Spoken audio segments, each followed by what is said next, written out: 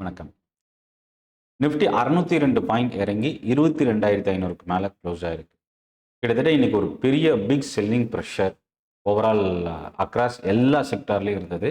So இன்னைக்கு ஒரு சில ரொம்ப இம்பார்ட்டன்ட் நியூஸ்லாம் மார்க்கெட் ஃபால் ஆனதுக்கு என்ன காரணம், இதுக்கப்புறம் இன்னும் எவ்வளோ ஃபால் ஆக வாய்ப்பு இருக்குது, இல்லை ரெக்கவர் ஆக சான்சஸ் இருக்கா, இதை பற்றி தான் இந்த வீடியோவில் பார்க்க போகிறோம். இன்னியோட post market update 23 March 2026. Chennai trading academy இது வரைக்கும் நீங்கள் சப்ஸ்கிரைப் பண்ணலன்னா சப்ஸ்கிரைப் பண்ணி வாட்ச் பண்ணுங்கள். ஏப்ரல் 4 சனிக்கிழமை காலையில் 10 மணிக்கு ஆப்ஷன் ட்ரேடிங்கான ட்ரைனிங் செஷன் இருக்குது. இது சென்னை தாம்பரம்ல நடக்குது. இதுக்கான லிங்க் வீடியோட டிஸ்கிரிப்ஷனில் இருக்குது. ரெஜிஸ்டர் பண்ணி ஜாயின் பண்ணிக்கங்க. டெலிகிராம் குரூப்புக்கான லிங்க்கும் வீடியோட டிஸ்கிரிப்ஷனில் இருக்குது. ரெஜிஸ்டர் பண்ணி நீங்கள் மார்க்கெட் அப்டேட்ஸ், ஸ்டாக் நியூஸ் இதெல்லாமே நீங்கள் ரிசீவ் பண்ணலாம். இப்போது வீடியோக்குள்ளே போகலாம். ஸோ ஃபஸ்ட்டு விஷயம் என்னென்னா, இன்னைக்கு ஒரு large bearish candle Nifty 600 point, அதாவது கிட்டத்தட்ட 2.6% நிஃப்டி இன்னைக்கு ஃபால் ஆயிருக்கு. இதை விட மோசமான டேமேஜ் என்ன தெரியுங்களா? பேங்க் நிஃப்டி 3.7% கிட்ட ஃபால் ஆயிருக்கு.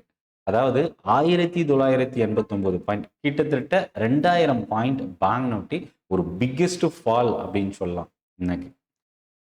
நான் நேத்தியோட என்னோட வீடியோவில் சொல்லும்போது, மார்க்கெட் ஃபால் ஆகும்போது பேங்கிங் அண்ட் ஃபினான்ஷியல் ஸ்டாக்ஸ் அதிகமாக இறங்குச்சுன்னா மார்க்கெட் ஃபால் இன்னும் அக்ரெசிவாக இருக்கும், செல்லிங் ப்ரெஷர் இன்னும் அதிகமாக இருக்கும் அப்படின்னு சொல்லியிருந்தேன். பட் அது போல தான் இன்னையோட மார்க்கெட் நடந்திருக்கு. மார்க்கெட் இன்னைக்கு வந்து பார்த்தீங்கன்னா காலையில் ஒரு 300 to 400 பாயிண்ட்குள்ளே மைனஸில் இருந்தது. அது கொஞ்சம் சஸ்டெயின் ஆகும்போது ஒன்று இங்கேருந்து ரெக்கவர் ஆகணும், இல்லை இன்னும் கொஞ்சம் ஃபால் ஆகணும். பட் ஆனால் நடந்தது என்னென்னா, அங்கிருந்து இன்னும் அதிகமாக ஃபால் ஆகி 600 பாயிண்ட் மைனஸில் க்ளோஸ் ஆயிருக்கு. ஸோ இப்போ இதுக்கு காரணம் என்ன அப்படின்னா, ஃபர்ஸ்ட் ரீசன் நம்ம எல்லாருக்குமே தெரியும், ஏஷியன் மார்க்கெட் இன்னைக்கு காலையில் டவுன். இன்னைக்கு நம்ம மார்க்கெட் நெகட்டிவாக தான் ஓப்பன் ஆக போகுதுன்றதும் தெரியும். Gift Nifty 350 point minus signal கொடுத்தது. பட் அந்த ரிலேட்டடில் தான் ஓப்பனாக ஆச்சு. பட் அதுக்கப்புறம் 600 பாயிண்ட் போனதுக்கான ரீசன் என்ன அப்படின்னா, டவ் ஃபியூச்சர் 24 ஹவர்ஸ் ட்ரேட் ஆகிற டவ் ஃபியூச்சர் காலையில் நம்ம மார்க்கெட் ஓப்பன் ஆகும்போது ப்ளஸில் இருந்துச்சு. ஆனால் பெரிய ப்ளஸ் இல்லை, ஒரு ஸ்லைட் ப்ளஸ், ஒரு 50 to 60 பாயிண்ட் ப்ளஸில் இருந்தது. அதுக்கப்புறம் கொஞ்சம் கொஞ்சமாக இறங்கி நியூட்ரலாகவும் நெகட்டிவாகவும் டேர்ன் ஆச்சு. இப்போ கிட்டத்தட்ட பார்த்தீங்கன்னா ஒரு 200 பாயிண்ட் மைனஸில் இருக்குது. இது ஒரு காரணம். ரெண்டாவது ரீசன் என்னன்னா, ஆஃப்டர்நூன் ஓப்பன் ஆன யூரோப் மார்க்கெட் கிட்டத்தட்ட ஒரு 1 to 2% தான் மைனஸில் இருந்து. இது ஒரு பாசிட்டிவ் சிக்னல் தான். ஆனால் டவ் ஃபியூச்சர் வந்து தொடர்ந்து இறங்கி மோர் தென் 200 பாயிண்ட்ஸ் டவுனில் ட்ரேட் ஆகிட்டு இருக்கிறது. ஒரு நெகட்டிவ் சென்டிமெண்ட் இன்னைக்கு யூஎஸ் மார்க்கெட்டில் இருக்குன்ற ஒரு எதிர்பார்ப்பு நம்ம மார்க்கெட் கொஞ்சம் அட்வான்ஸாக இன்னைக்கு இறங்கியிருக்கு. ஸோ இன்னைக்கு என்னென்ன செக்டார் நம்ம கவனிக்கலான்றதை ஒன் பை ஒன்னாக பார்க்கலாம். அதுக்கு முன்னாடி இன்னைக்கு இம்பார்ட்டன்ட் ஃபேக்டர்ஸ்லாம் என்ன ட்ரைவ் ஆயிருக்கு. ஃபர்ஸ்ட் விஷயம் என்னன்னா, பிரைம் மினிஸ்டர் மோடி லோக்சபாவில் இந்த வெஸ்ட் ஏஷியாவில் இருக்கிற கான்ஃப்ளிக்ஸை பற்றி அனௌன்ஸ்மெண்ட் கொடுக்க போகிறதா, பார்லிமெண்ட்ல அனௌன்ஸ்மெண்ட் கொடுக்க, லோக்சபாவில் வந்து அனௌன்ஸ்மெண்ட் கொடுக்க போகிறதா ஒரு நியூஸ் இருந்தது. மேபி அது கொஞ்சம் மார்க்கெட் ரெக்கவர் ஆகிறதுக்கும் அது ஹெல்ப் பண்ணிச்சு அப்படின்னு கூட சொல்லலாம்.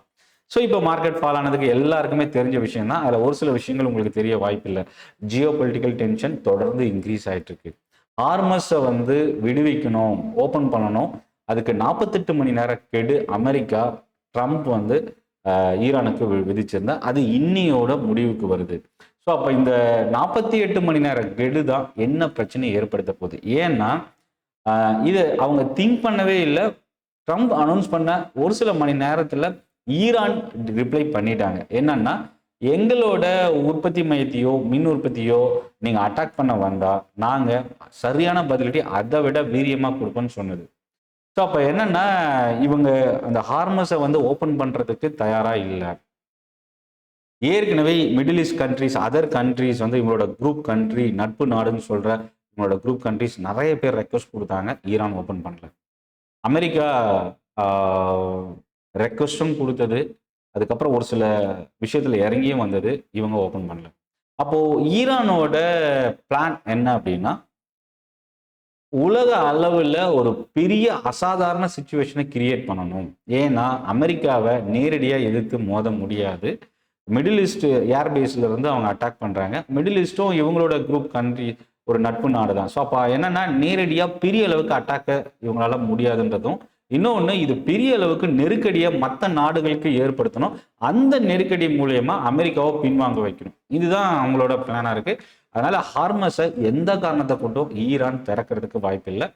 மேபி இது மறுபடியும் இந்த இடத்துக்கான ஒரு போர் இல்லை அதுக்கான ஒரு அசாதாரண சுச்சுவேஷன் வரும்போது மார்க்கெட் இன்னும் கொஞ்சம் அதிகமாக வீக் ஆகிறதுக்கான இல்லை வாலட்டைல் ஆகிறதுக்கான சான்சஸ் இருக்கு. ஸோ இப்போ நம்ம மார்க்கெட்டுக்கு வரலாம். 2 எல்பிஜி டேங்கர் வந்து ஹார்மஸ் வழியாக கிராஸ் ஆகிறதுக்கான அப்ரூவல் ஈரானோட ஒப்புதலோட கிராஸ் ஆகிருக்கிறதா ஒரு நியூஸ் கொடுத்துருக்குறாங்க. இது வந்து இப்போ லேட்டஸ்ட்டாக வந்திருக்கிற இந்தியாவோட ஷிப்பிங் வந்து டர்ன் ஆகிருக்கிறதா ஒரு பாசிட்டிவ் நியூஸ். ரெண்டாவது, இந்தியா விக்ஸ் இந்த ஒரு மாதத்தில் மட்டும் 90% ரைஸ் ஆகிருக்கு. இந்தியா விக்ஸ் 90% இன்க்ரீஸ் ஆகிருக்குன்னா அந்த அளவுக்கு வாலட்டிலிட்டி ரைஸ் ஆகிருக்கு, மார்க்கெட் வீக்காக இருக்குது. மேபி ஆப்ஷன் ப்ரீமியமோட ப்ரைஸ் அதிகமாக இருக்கிறதையும் நமக்கு இது இண்டிகேட் பண்ணுது. PSU banks, private sector banks, NBFC companies எல்லாமே இன்னைக்கு கம்ப்ளீட் டேமேஜ். ஸோ அதுதான் இன்னைக்கு எல்லா செக்டார் பிராட் மார்க்கெட் இண்டெக்ஸ் எல்லாமே நெகட்டிவ். எது பாசிட்டிவ் அப்படின்னு ஒன்று கூட நம்மளால பாயிண்ட் பண்ணி சொல்ல முடியாது. ஆனால் ஒரு விஷயம் என்னன்னா, நிஃப்டி ஐடி இண்டெக்ஸ் 0.2%. மேபி இன்னைக்கு மார்க்கெட்டில் நிஃப்டி 2.6% இறங்கியிருக்கு. ஆனால் நிஃப்டியை விட குறைவாக இறங்கியிருக்கிற ஸ்டாக்ஸ் எல்லாமே பாசிட்டிவாக சொல்லலாம். ஏன்னா நிஃப்டியை விட குறைவாக இறங்கியிருக்கு அப்படின்னாவே அது டெக்னிக்கலாவோ இல்லை ஃபண்டமெண்டலாவோ ஸ்ட்ராங்காக இருக்குது அப்படின்றத நம்ம எடுத்துக்க முடியும். அடுத்தது ருபி, ஒரு வரலாறு காணாத வீழ்ச்சி. மறுபடியும் தொடர்ந்து ருபி ஃபால் ஆகிறது கண்டிப்பாக நம்ம எக்கானமிக்கு இது ஒரு பாசிட்டிவ் கிடையவே கிடையாது. இது கண்டிப்பாக தாக்கத்தை ஏற்படுத்துறதுக்கு வாய்ப்பு இருக்கு. 10 வருஷ பாண்ட் ஈல்டு இந்தியாவில் 6.78% ரைஸ் ஆயிருக்கு. ருப்பி ஃபால் ஆகுறதும் பாண்ட் ஈல்டு இன்க்ரீஸ் ஆகுறதும் கண்டிப்பாக ஒரு பெரிய ஸ்ட்ரகிள். ருப்பி ஃபால் ஆகுதுன்னா எஃப்ஐஎஸ் வந்து மார்க்கெட்லேருந்து ஃபண்டை ஸ்டாக்ஸை செல் பண்ணிட்டு ஃபண்டை வெளியில் எடுக்கிறாங்க. இதுதான் நம்ம அதுக்கான ஒரு நேரடியான இம்பேக்ட் அப்படின்னு சொல்லலாம். அடுத்தது கோல்டு சில்வருக்கு வரலாம்.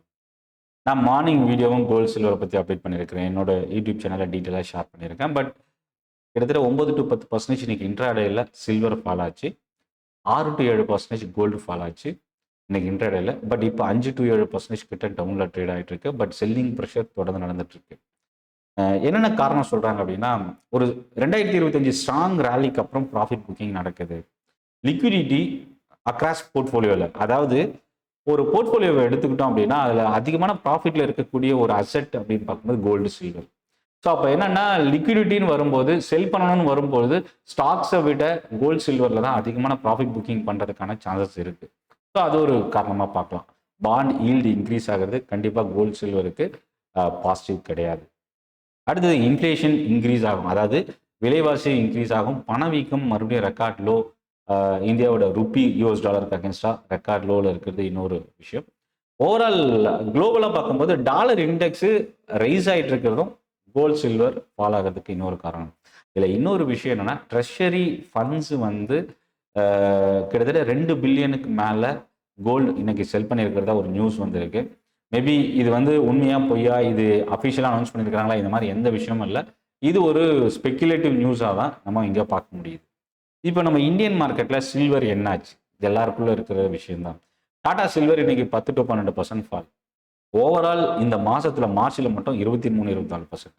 அதாவது என்னன்னா இதோட அர்த்தம், இந்த மாதத்தில் ஃபால் ஆனதில் 50% இன்னைக்கு ஒரே நாளில் ஃபால் ஆயிருக்கு இப்போ வரைக்கும். அடுத்தது நிப்பான் இந்தியா சில்வர், இதுவும் 10 to 12%. ஓவரால் இந்த மாதத்தில் 23% ஃபால் ஆயிருக்கு. ஜீரோதா சில்வரும் கிட்டத்தட்ட இன்னைக்கு 11%. ஓவரால் இந்த மாதத்தில் 23 to 25% கிட்ட ஃபால் ஆயிருக்கு. இப்போ இந்த கோல்டு சில்வர் ரெக்கவர் ஆகுமா? யூஎஸ் மார்க்கெட்டை பொறுத்த வரைக்கும் இந்த $4000 ரொம்ப ஒரு சைக்காலஜிக்கல் சப்போர்ட். இந்த லெவலுக்கு கீழே க்ளோஸ் ஆகக்கூடாது. அதே மாதிரி $60 சில்வருக்கு ரொம்ப ஒரு குரூஷியலான லெவல். இந்த 2 லெவல் தான் சில்வர் அண்ட் கோல்டோட ட்ரெண்டை ஃபியூச்சரில் எப்படி இருக்க போகுது அப்படின்றத நிர்ணயிக்கக்கூடிய ஒரு விஷயமா பார்க்கலாம். அடுத்து ரொம்ப ஒரு முக்கியமான ஒரு விஷயம் என்னன்னா, 2020 மார்ச் 23 இதே நாள் ஒரு பெரிய பிக் கிராஷ் நிஃப்டியில் நடந்தது. அதாவது கோவிட் பேண்டமிக் அப்போ கிட்டத்தட்ட 900 பாயிண்ட் கிட்ட இன்ட்ராடேல நிஃப்டி 2020 கோவிட் பேண்டமிக் ஸ்டார்ட் ஆகும்போது இதே தினம் 23 மார்ச்ல 900 பாயிண்ட் கிட்ட இறங்கி 7500 கிட்ட நிஃப்டி ட்ரேட் ஆச்சு. அதாவது அங்கிருந்து இப்போ நிஃப்டி 15% அப்ராக்சிமேட்டா ரெக்கார்ட் ஹைல இருந்து இப்போ இறங்கி 22,500 கிட்ட ட்ரேட் ஆனாலும் இங்கே 2020 கம்பேர் பண்ணும்போது 3 மடங்கு இப்போ ஹையர் ப்ரைஸில் தான் நிஃப்டி இருக்கு. ஸோ அப்போ என்னன்னா ஒவ்வொரு கிராஷ் இல்லை ஃபால் மறுபடியும் மார்க்கெட் பவுன்ஸ் பேக் ஆகிறதுக்கான வாய்ப்பு நம்ம பாஸ்ட் ரெக்கார்டில் எல்லா இடத்துலையும் பார்த்துருக்குறோம். எஸ்ஐபி ஸ்டாப் பண்ணாதீங்க. ரொம்ப லார்ஜ் கேப் ஸ்டாக் வச்சுருக்கீங்கன்னா ஃபண்டமெண்டலாகவும் டெக்னிக்கலாகவும் அனலைஸ் பண்ணி நீங்கள் ஆவரேஜ் பண்ணலாமா இல்லை உங்களோட ஸ்டாக் புரோக்கர்கிட்ட கேட்டு அதுக்கான ஒரு கிளியரான முடிவை எடுப்பீங்க அப்படின்னு நம்புகிறேன். அடுத்தது இன்னொரு முக்கியமான விஷயம் என்னென்னா, நிஃப்டி கோவிட் லோவில் வந்து அதோட பிஇ வந்து பார்த்தீங்கன்னா 18x 18x. இன்னைக்கு நிஃப்டியோட பிஇ பார்க்கும்போது 19.8xல இருக்கு இப்போ இருக்கிற ரேஞ்சில். ஸோ அப்போ என்னன்னா 18x இருக்கும்போது நிஃப்டியோட ரேஞ்ச் என்னவா இருக்கும்? இப்போ வந்து 19.8ல் பிஇ வந்து 19.8ல் 22,500 இருக்குன்னா, அதே 18x கோவிட் டைம்ல இருந்த அதே நிஃப்டியோட பிஇ ரேஞ்சுக்கு வரும்பொழுது நிஃப்டியோட வேல்யூ 20,600. ஸோ அப்போ 20,600 வரைக்கும் வருமான்ற கேள்வி இருக்கு. பட் ஆனால் இப்போ இருக்கிற ஃபால் இல்லை மார்க்கெட் கரெக்ஷன் ஜியோ பொலிட்டிக்கல் டென்ஷனால நடந்துட்டு இருக்கு. இது நிலைமை மாறும்போது மார்க்கெட் பவுன்ஸ் பேக் எடுக்கவும் வாய்ப்பு இருக்கு. ஸோ அதாவது கோவிட் பேண்டமிக் நம்ம கண்ட்ரோல்ல இல்லை. ஆனால் இது geo political tension, middle east இல்லை ஹியூமன் இன்டர்வென்ஷன்னால இல்லை ஒரு கண்ட்ரியோட இன்டர்வென்ஷன்னால நடக்கிற விஷயம். ஸோ இது எப்போ வேணால் நிலைமை மாறதுக்கான வாய்ப்பு இருக்கு அப்படின்னு சொல்லலாம். இப்போ ஓஎன்ஜிசி, ஆயில் இந்தியா இதெல்லாமே கொஞ்சம் ஸ்டேபிளாக இருந்தது. க்ரூட் ஆயில் ரொம்ப ஸ்டேபிளாக இருக்கிறதும் ஒரு காரணமாக பார்க்க முடியுது. இன்னைக்கு என்ன பெரிய பிரச்சனை அப்படின்னா, ஃபர்ஸ்ட் நான் இண்டெக்ஸை பற்றி நான் சொல்லிடுறேன். இன்னைக்கு இண்டெக்ஸில் என்ன நடந்திருக்கு அப்படின்னா, நிஃப்டி 2.6%, ஆனால் நெக்ஸ்ட் 50 இண்டெக்ஸ் 3.8% ஃபாலோ ஆயிருக்கு. கிட்டத்தட்ட 4% Nifty next 50 index. Bank Nifty 3.7%. இப்போ இதுவே இந்த அளவுக்கு இருக்குன்னா மிட் அண்ட் ஸ்மால் எப்படி இருக்கும் அப்படின்னா, அது ஒன்றும் பெருசாலாம் ஃபால் ஆகல. இதே அரௌண்ட் 3.5%லேருந்து 4%குள்ள தான் ஃபால் ஆயிருக்கு. இந்தியா விக்ஸ் 17% இன்னைக்கு ஒரே நாளில் இன்க்ரீஸ் ஆயிருக்கு. வாலட்டிலிட்டி, மார்க்கெட் ஃபால் இது எல்லாமே இந்தியா விக்ஸ் இன்க்ரீஸ் ஆகிறதுக்கு ஒரு ரீசனாக இருந்தது. இன்னைக்கு செக்டார் ஆஃப் த டே அப்படின்னா ஐடி செக்டார் தான். 0.18 தான். இவ்வளோ பெரிய ஃபால் வந்தும் பெரிய அளவுக்கு ஃபால் ஆகலை. இன்னைக்கு அதிகமான ஃபால் அப்படின்னு பார்க்கும்போது கன்சியூமர் டியூரபிள்ஸ் தான் இன்னைக்கு 5%. இன்னைக்கு ஒரே நாளில் 5%. இது ஃபால் ஆனதுக்கு என்ன காரணம் அப்படின்னா, எல்லா ஸ்டாக்குமே இன்னைக்கு ஃபால் ஆயிருக்கு. அதில் வேர்ல்பூல், டைடன் வந்து நிஃப்டியில் இருக்கக்கூடிய ஒரு stock. Kajaria ceramic, Amber, Bata India, blue star, Kalyan jewellers இந்த ஸ்டாக்ஸ் எல்லாமே 5%க்கு மேலே ஃபால் ஆயிருக்கு. இந்த சம்மரில் அதாவது power demand, power sector, gas stocks, gas வந்து ஆல்ரெடி ஸ்ட்ரகிள் ஆகிட்டு இருக்கு இந்தியாவில். கன்சம்ஷன் பெரிய அளவுக்கு சப்ளை இல்லாமல். பட் லாஸ்ட் வீக்கோ இல்லை இந்த லாஸ்ட் ஒரு 2 வீக்ஸில் ரொம்ப சஸ்டெயின் ஆன பவர் கேஸ் ஸ்டாக்ஸ் இன்னைக்கு பெரிய அளவுக்கு ஃபாலோ ஆயிருக்கு. கெயிலெலாம் பார்த்தீங்கன்னா பெரிய அளவுக்கு தொடர்ந்து இறங்கியிருக்கு. ஆனால் இதில் பவர் கிரிட் வந்து இன்னைக்கு 1.5% பாசிட்டிவாக இருக்குது. அதுக்கு என்ன காரணம் அப்படின்றத நான் அடுத்து சொல்கிறேன். ஸோ கன்சூமர் டியூரபிள்ஸ் தான் இன்னைக்கு 5% கிட்ட பெரிய ஃபால். இதுக்கு அடுத்தபடியாக மெட்டல் இண்டெக்ஸ் 4.8% கிட்ட இன்னைக்கு மெட்டல் இண்டெக்ஸ் ஃபாலோ ஆயிருக்கு. இதில் மெட்டல் இண்டெக்ஸில் என்ன ஏன் அப்படின்னா, இந்துஸ்தான் காப்பர் 8% கிட்ட இறங்கியிருக்கு. SAIL, Jindal steel, Hindustan zinc, NALCO, Adani enterprises, Tata steel இந்த ஸ்டாக்ஸ்லாம் மோர் தென் 5% கிட்ட ஒரு பெரிய ஃபால் அப்படின்னு சொல்லலாம். இதை தாண்டி 4% public sector bank, 3% private sector bank. Financial services இண்டெக்ஸும் பார்த்தீங்கன்னா இன்னைக்கு பெரிய அளவுக்கு செல்லிங் ப்ரெஷர் 3.2% கிட்ட இன்னைக்கு ஃபால் ஆயிருக்கு. இப்போ நியூஸில் வரலாம். இது வந்து இண்டெக்ஸ் இன்னைக்கு என்ன நடந்திருக்கு அப்படின்றது. பவர் கிரிட் வந்து ஏன் இன்னைக்கு பாசிட்டிவாக க்ளோஸ் ஆச்சுன்னா, Bank of America securities power ஸ்டாக்ஸை வந்து அப்கிரேட் பண்ணியிருக்காங்க. என்ஹெச்பிசி, என்டிபிசி, பவர் கிரிட். அது மட்டும் இல்லாமல் 2026 கேபிட்டல் எக்ஸ்பெண்டிச்சர் கைடன்ஸ் வந்து பவர் கிரிட் கொடுத்துருக்காங்க. 35,000 கோடி ரூபா இன்வெஸ்ட் பண்ண போகிறதா மென்ஷன் பண்ணியிருக்காங்க. இது ஒரு ப்ளஸ்ஸாக பார்க்கலாம். அதே இன்னொரு பக்கம் பெட்ரோநெட் எல்என்ஜி 8% கிட்ட ஃபால் ஆயிருக்கு. செல்லிங் ப்ரெஷர், அதாவது கடந்த 20 வருஷத்துல ஒஸ்ட் மந்த் பெட்ரோநெட் கிட்டத்தட்ட 52 வார லோவை இன்னைக்கு வந்து உடைச்சிருக்கு. எல்என்டி இந்த மிடில் ஈஸ்ட் டென்ஷனில் அதிகமாக டேமேஜ் ஆன ஒரு லார்ஜ் கேப் ஸ்டாக். இதெல்லாம் பெரிய அளவுக்கு வாலடைல் இருக்குமான்னு எதிர்பார்த்தவங்களுக்கு இந்த மிடில் ஈஸ்டோட டென்ஷன் எல்என்டியை போதுமான அளவுக்கு டேமேஜ் பண்ணியிருக்கு அப்படின்னு சொல்லலாம். அதே மாதிரி இண்டிகோ 5%க்கு மேலே இன்னைக்கு ஃபாலோ ஆயிருக்கு. கோல்ட்மன் சாக்ஸ் வந்து டார்கெட் ப்ரைஸை குறைச்சிருக்கிறாங்க. அது ஒரு ரீசனாக பார்க்கலாம். அடுத்தது வேதாந்தம். இன்னைக்கு வந்து management board meeting. Dividend announcement இன்னைக்கு எதிர்பார்த்ததை விட குறைவான டிவிடன் கொடுத்துருக்குறாங்க. அதாவது 11 ரூபா ஒரு ஷேருக்கு டிவிடன். இவ்வளோ டிவிடன் கொடுத்துருக்குறாங்க. ஆனால் இது எதிர்பார்த்த அளவுக்கு இல்லை அப்படின்றது யார் சொல்றாங்கன்னா, இதில் நம்ம கவனிக்கக்கூடிய விஷயம் என்னன்னா, ஃபுல் இயரில் ரேட்டிங் ஏஜென்சியோட டேட்டா, சிட்டியோட டேட்டாவில் 40 ரூபா ஒரு வருஷத்துக்கு டிவிடன் என்டையர் 4 குவார்ட்டர்ஸ் சேர்த்து அப்படின்றத எதிர்பார்த்தது. ஆனால் 34 ரூபா தான் வந்திருக்கு. ஸோ இது வந்து அவங்களோட ஃபோர்காஸ்டிங் டேட்டா. ஆனால் ஒரு ஷேருக்கு 11 ரூபான்றது இன்வெஸ்டர்ஸ்க்கு ஒரு நல்ல விஷயமா பார்க்கலாம். இதில் இன்னொன்று என்னன்னா, குளோபல் இன்டர்நெட் கேபிள்ஸ் அதில் வந்து அட்டாக் பண்ண போகிறதா ஒரு நியூஸ் இருக்கு. மேபி இது எந்த அளவுக்கு உண்மைன்னு தெரியல. அது அப்படி இதோட த்ரெட் வந்து பார்த்தீங்கன்னா டாடா கம்யூனிகேஷனுக்கு இது ஒரு நெகட்டிவ். ஆக்சிஸ் டைரக்ட் வந்து கெமிக்கல் செக்டருக்கு ஒரு பாசிட்டிவ் ரியாக்ஷன் கொடுத்துருக்குறாங்க. அதில் Dhanuka, Naveen fluorine, agri tech இந்த ஸ்டாக்ஸ், முக்கியமாக இந்த ஸ்டாக் 3 to 4% இன்னைக்கு இறங்கியிருக்கு. அடுத்து ரொம்ப முக்கியமான ஒரு stock Kotak Mahindra bank. Deutsche பேங்கினுடைய இந்தியாவோட ரீட்டைல் பிஸ்னஸை வந்து டேக் ஓவர் பண்ணுறதுக்கான ஃப்ரண்ட் ரன்னரில் அக்வயர் பண்ணுறதுக்கான லிஸ்ட்டில் இருக்கிறாங்க. ஸோ கோடக் பேங்க் இன்னைக்கு 2.5% இறங்கியிருக்கு. கெயில் 5% கிட்ட இன்னைக்கு ஃபாலோ ஆயிருக்கு.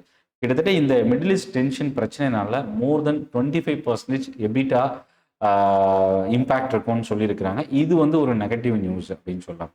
டாடா எல்எக்ஸியும் மேனேஜ்மெண்ட் கமெண்ட்ரி வந்து பார்த்தீங்கன்னா மேபி இந்த டிலே ஆகும் அப்படின்ற ஒரு நியூஸு, ஒரு நெகட்டிவ் இம்பேக்ட். கிட்டத்தட்ட டாடா எல்எக்ஸி வந்து நியர்லி 3% கிட்ட ஃபாலோ ஆயிருக்கு. இது தாண்டி இன்னைக்கு பாசிட்டிவ் அண்ட் நெகட்டிவ் நியூஸ் இந்த ஸ்டாக்ஸ். ஐடிபிஐ பேங்க் கவர்மெண்ட் வந்து ஓஎஃப்எஸ் மூலமா செல் பண்ணுறதுக்கான ஒரு நியூஸ். 8% ஐடிபிஐ பேங்க் இன்னைக்கு ஃபாலோ ஆயிருக்கு. Fertiliser stocks SOP government announce பண்ணுறதுக்கான ஒரு நியூஸ் இருக்கு. மேபி இது பாசிட்டிவாகவும் டேர்ன் ஆகலாம், மேபி நெகட்டிவாகவும் டேர்ன் ஆகலாம். ஸோ அடுத்தடுத்த செஷனில் ஃபர்டிலைசர் ஸ்டாக்ஸ் நம்ம கவனிக்கலாம்.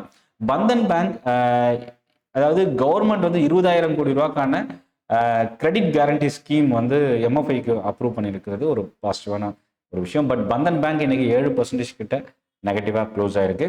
ஆல்கம் லேப் அவங்களோட டோமன் யூனிட்ல யூரோப் யூனியனோட சர்டிஃபிகேட் ரிசீவ் பண்ணியிருக்கிறாங்க, அப்ரூவல். இது ஒரு பாசிட்டிவான ஒரு விஷயம். பட் இன்னைக்கு இந்த ஸ்டாக் லெஸ் than 2% டவுனில் முடிஞ்சிருக்கு. அசோக் லேலண்ட் 375 கோடி ரூபா எலக்ட்ரிக் வெஹிக்கிள் பிஸ்னஸில் இன்வெஸ்ட் பண்ணுறதுக்கான ஒரு நியூஸ். இன்னைக்கு நியர்லி 4% கிட்ட ஃபாலோ இருக்கு. State Bank of India, Tata capital, Divi's lab income tax demand notice receive பண்ணியிருக்கிறாங்க. இது வந்து ஒரு நெகட்டிவ் செட்பேக் இந்த ஸ்டாக்ஸுக்கு.